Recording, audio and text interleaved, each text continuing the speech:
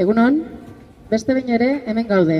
Donostiako aste nagusiaren testuinguruan sare herritarrak Euskal Herriko zein jaietako zenbait eragilerekin batera antolatutako manifestazioaren berri emateko.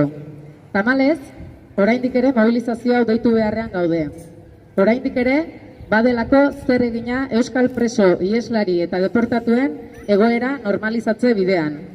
Espetxe politikaren baitan aldaketak eman eta 34 urte luze iraun dituen urruntze politika gainditzeak ez du berekin ekarri euskal presoen eskubideen urraketen amaiera. Fiskaltzak Audientzia Nazionalaren laguntzaz legedia arruntaren ezarpenaren aurrean eta etxeratze prozesuaren aurrean oztopoa jartzen jarraitzen du. Elkarbizitza zango trabatuz. Guk ordea argi dugu, salbuespena indargabetu eta lege arrunta aplikatuz euskal preso guztiak etxera bidean jartzeko unea da. Dagokien eskubidea da, etxera bidea legeak dioen ibilbidea jarraituz pausuz pausu burutu dezaten.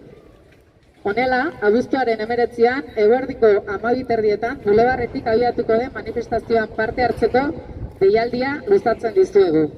Jaigiroan ere, salbuespenaren aurkako aldarria kaleratuz. Izan gaitezen Donostian etxeratzearen aldeko olatua. Etxera bidea gertu. Guztion artean lortuko dugu. Eskerrik asko.